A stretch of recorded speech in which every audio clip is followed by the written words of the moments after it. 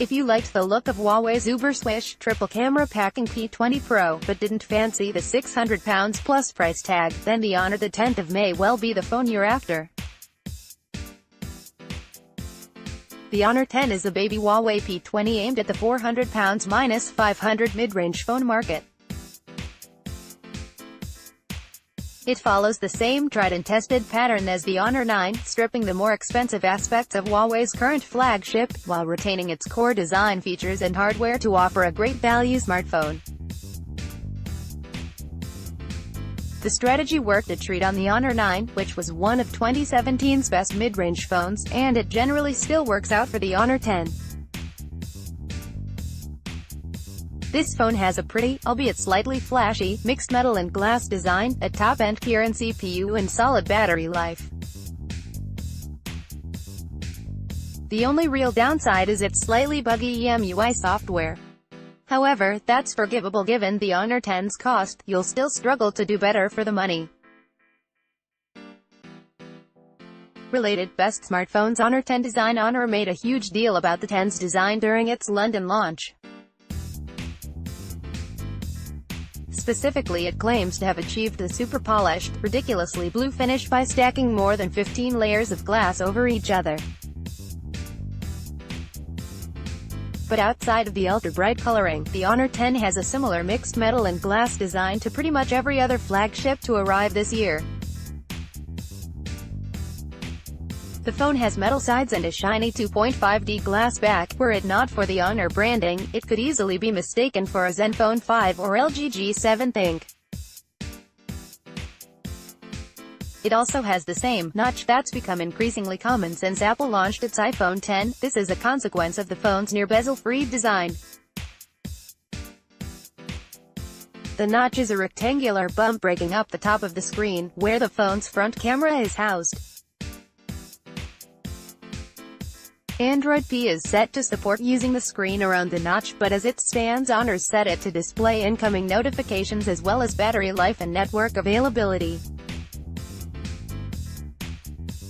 Those who wish to can also turn it off in the phone settings, leaving a plain black bar. The only minor difference to those other notched phones is the appearance of a 3.5mm socket, and the absence of a rear-facing fingerprint scanner. Instead, Honor's baked the scanner into the home button just under the screen. Lack of originality aside, the design is solid and ticks all the right boxes when it comes to functionality. It gives the phone a much more premium feel than your average £400 handset. Build quality is excellent. The glass back has zero give and a seamless, slightly curved join to the metal sides that makes it comfortable to hold.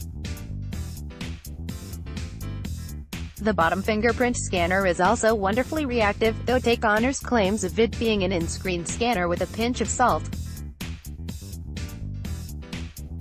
The scanner sits at the phone's bottom, in the same location as the home button.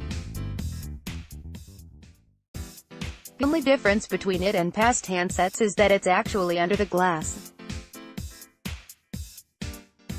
It's also a less essential addition since the Honor 10 has a reliable face unlock feature, which lets you open the phone simply by looking at it after registering your identity to it.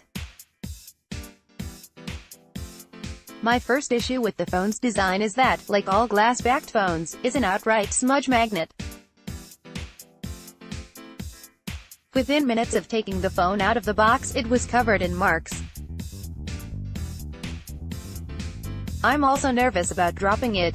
Though it feels solid, I don't trust any glass-backed phone to survive even a minor accidental drop, scratch or crack free without a case. The more serious issue I have with the design is its slightly lackluster speaker. This sits on the phone's bottom and, like most standalone units, is at best functional and a far cry from the bombastic dual-driver setups you'll find on things like the Razer phone. It's just about good and loud enough for watching the odd YouTube clip and playing a round of PUBG. But max volumes are noticeably lower than on most competing handsets. The low end is also fairly weedy. Going beyond skin deep, the 128GB of internal storage will be more than enough for most users.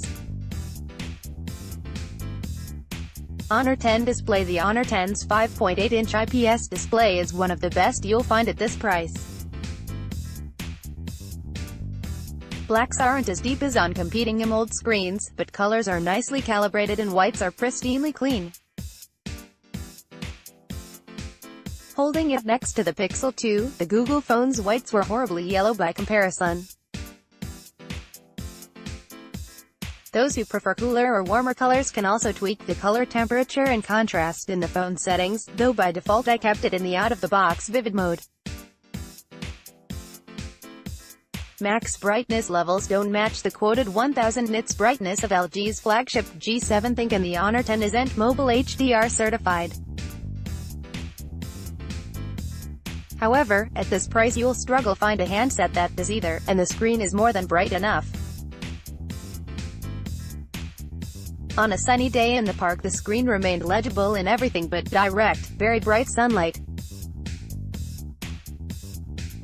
The HD 2280 by 1080 resolution isn't noticeably higher than regular FHD, as it's mainly a move to accommodate the phone's longer 19:9 aspect ratio.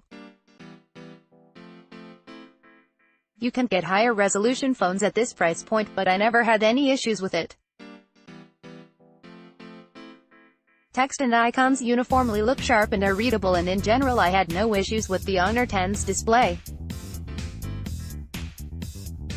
I'm a little less enamored with the software, however, which I cover in detail on the next page of this Honor 10 review.